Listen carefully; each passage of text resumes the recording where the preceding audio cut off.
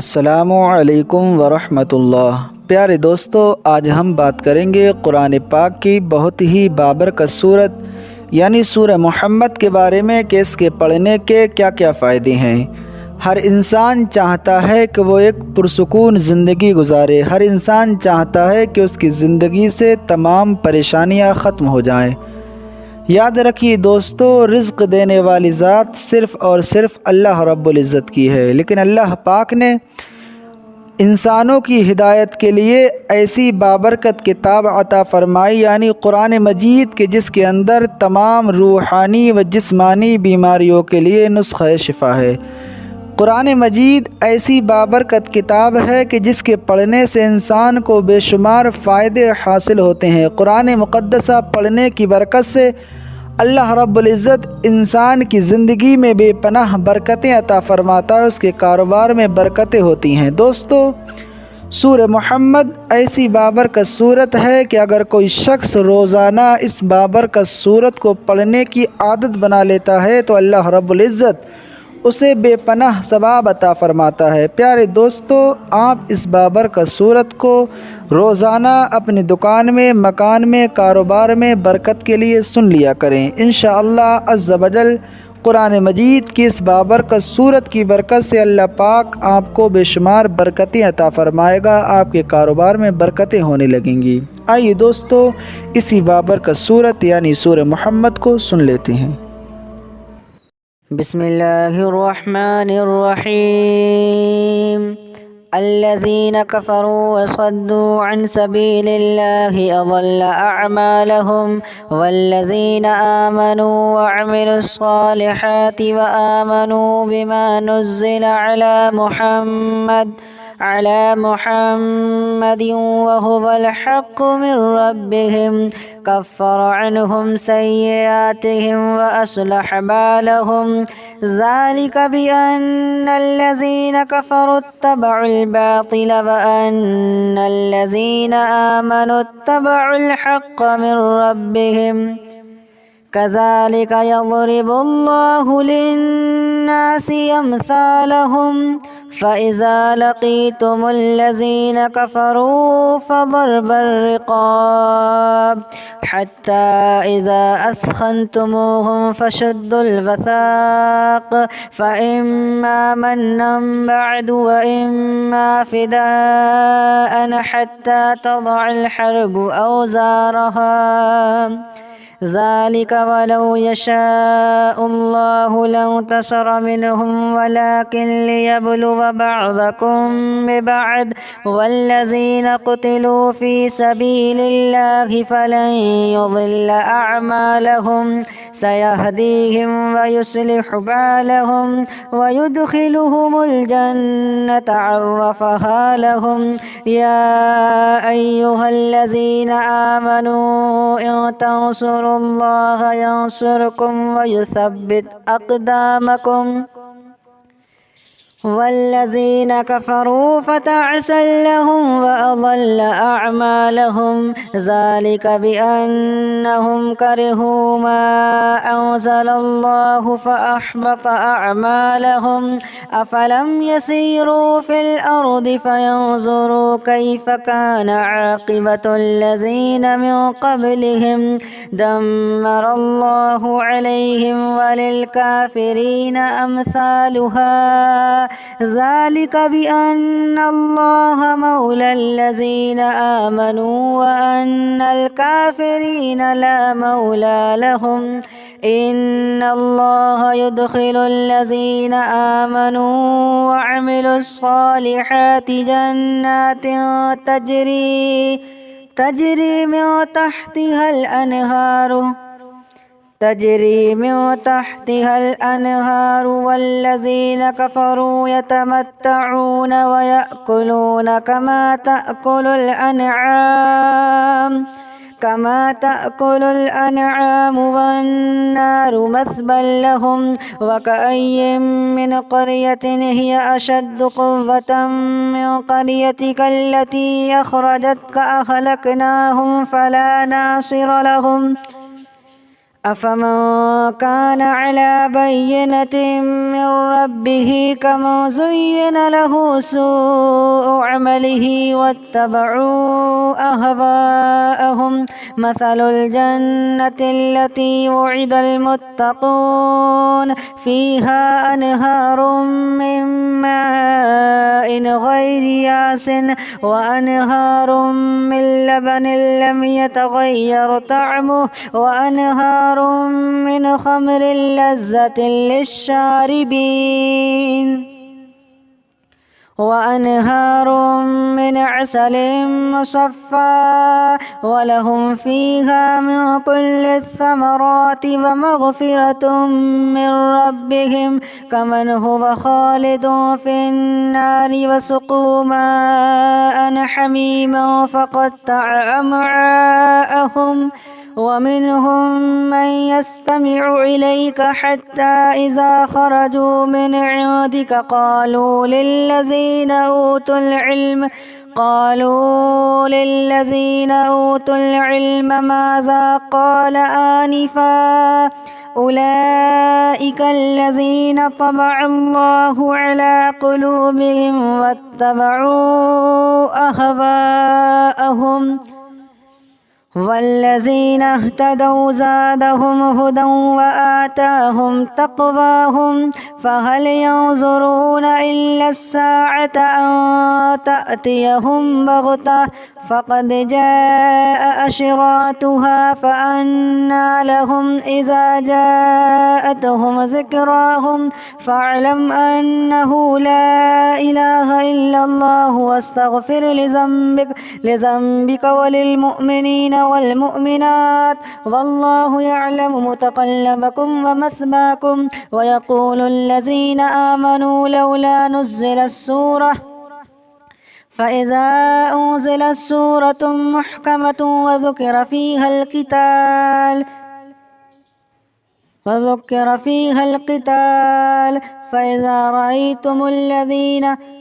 فإذا رأيتم الذين آمنوا وذكر فيه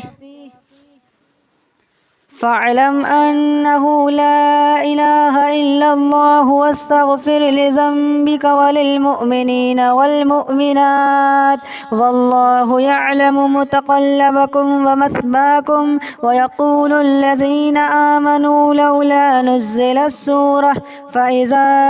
أنزلت سورة محكمة وذكر فيها القتال رأيت الذين في قلوبهم مرض ينظرون إليك نظر المغشي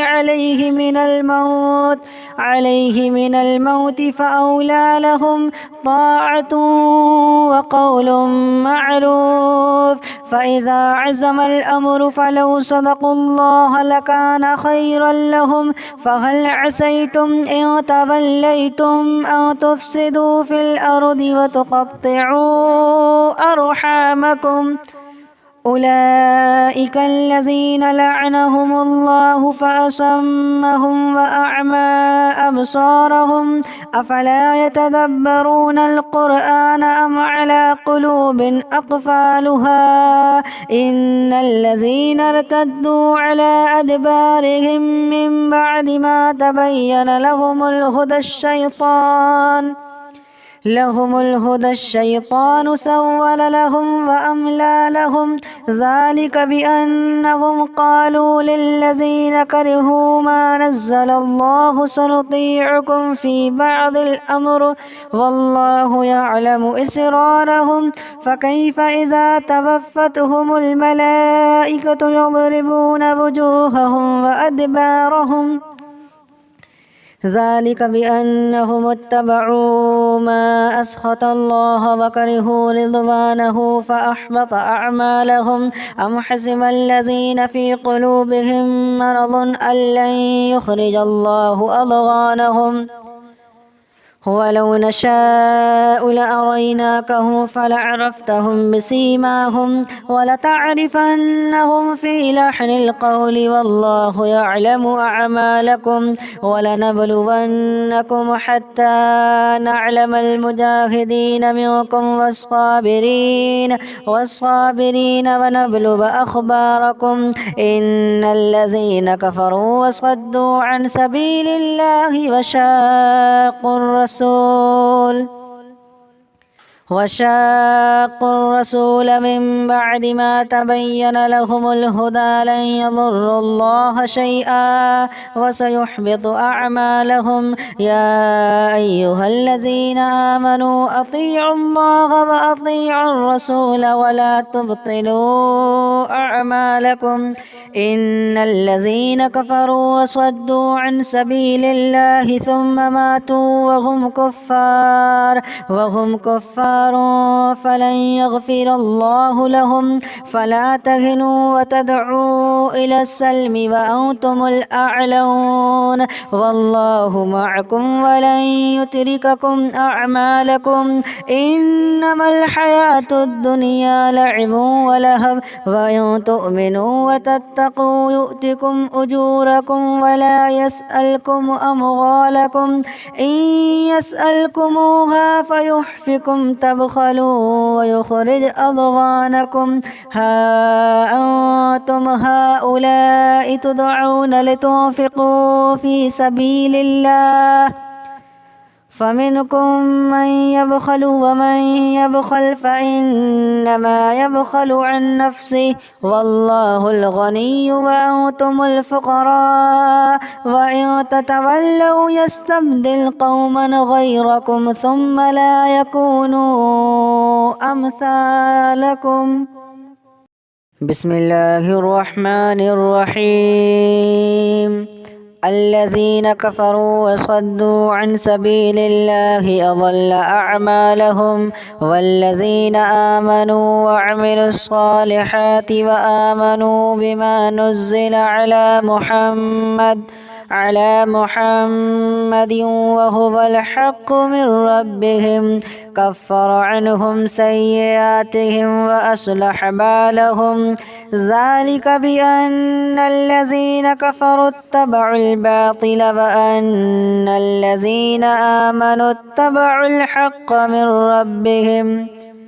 كذلك يضرب الله للناس أمثالهم فإذا لقيتم الذين كفروا فضرب الرقاب حتى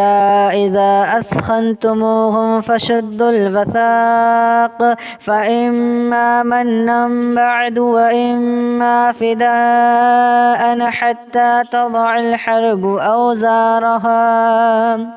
ذلك ولو يشاء الله لانتصر منهم ولكن ليبلو بعضكم ببعض والذين قتلوا في سبيل الله فلن يضل أعمالهم سيهديهم ويصلح بالهم ويدخلهم الجنة عرفها لهم يا أيها الذين آمنوا إن تنصروا الله ينصركم ويثبت أقدامكم والذين كفروا فتعسا لهم وأضل أعمالهم ذلك بأنهم كرهوا ما أنزل الله فأحبط أعمالهم أفلم يسيروا في الأرض فينظروا كيف كان عاقبة الذين من قبلهم دمر الله عليهم وللكافرين أمثالها ذلك بأن الله مولى الذين آمنوا وأن الكافرين لا مولى لهم إن الله يدخل الذين آمنوا وعملوا الصالحات جنات تجري من تحتها الأنهار تجري من تحتها الأنهار والذين كفروا يتمتعون ويأكلون كما تأكل الأنعام والنار مثبى لهم وكأي من قرية هي أشد قوة من قريتك التي أخرجتك أهلكناهم فلا ناصر لهم أفمن كان على بينة من ربه كمن زين له سوء عمله واتبعوا أهواءهم مثل الجنة التي وعد المتقون فيها أنهار من ماء غير ياس وأنهار من لبن لم يتغير طعمه وأنهار من خمر لذة للشاربين وأنهار من عسل مصفى ولهم فيها من كل الثمرات ومغفرة من ربهم كمن هو خالد في النار وسقوا ماء حميما فقطع أمعاءهم ومنهم من يستمع إليك حتى إذا خرجوا من عندك قالوا للذين أوتوا العلم ماذا قال آنفا أولئك الذين طبع الله على قلوبهم واتبعوا أهواءهم والذين اهتدوا زادهم هدى وآتاهم تقواهم فهل ينظرون إلا الساعة أن تأتيهم بغتة فقد جاء أشراطها فأنى لهم إذا جاءتهم ذكراهم فاعلم أنه لا إله إلا الله واستغفر لذنبك وللمؤمنين والمؤمنات والله يعلم متقلبكم ومثواكم ويقول الذين آمنوا لولا نزلت سورة فإذا أنزلت سورة محكمة وذكر فيها القتال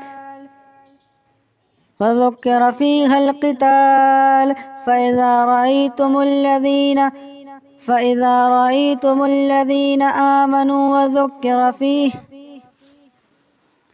فاعلم أنه لا إله إلا الله واستغفر لذنبك وللمؤمنين والمؤمنات والله يعلم متقلبكم ومثواكم ويقول الذين آمنوا لولا نزلت سورة فإذا أنزلت سورة محكمة وذكر فيها القتال رأيت الذين في قلوبهم مرض ينظرون إليك نظر المغشي عليه من الموت فأولى لهم طاعة وقول معروف فإذا عزم الأمر فلو صدقوا الله لكان خيرا لهم فهل عسيتم إن توليتم أن تفسدوا في الأرض وتقطعوا أرحامكم أولئك الذين لعنهم الله فأصمهم وأعمى أبصارهم أفلا يتدبرون القرآن أم على قلوب أقفالها إن الذين ارتدوا على أدبارهم من بعد ما تبين لهم الهدى الشيطان سول لهم وأملى لهم ذلك بأنهم قالوا للذين كرهوا ما نزل الله سنطيعكم في بعض الأمر والله يعلم إسرارهم فكيف إذا توفتهم الملائكة يضربون وجوههم وأدبارهم ذلك بأنهم اتبعوا ما أسخط الله وكرهوا رضوانه فأحبط أعمالهم أم حسب الذين في قلوبهم مرض أن لن يخرج الله أضغانهم ولو نشاء لأريناكهم فلعرفتهم بسيماهم ولتعرفنهم في لحن القول والله يعلم أعمالكم ولنبلونكم حتى نعلم المجاهدين منكم والصابرين ونبلو أخباركم إن الذين كفروا وصدوا عن سبيل الله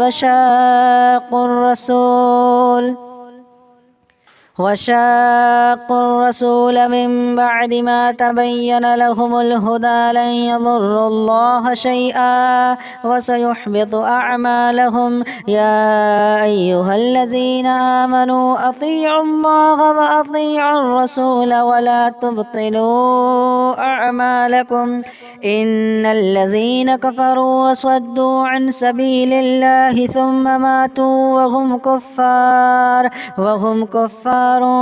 فلن يغفر الله لهم فلا تهنوا وتدعوا إلى السلم وأنتم الأعلون والله معكم ولن يترككم أعمالكم إنما الحياة الدنيا لعب ولهو وإن تؤمنوا وتتقوا يؤتكم أجوركم ولا يسألكم أموالكم إن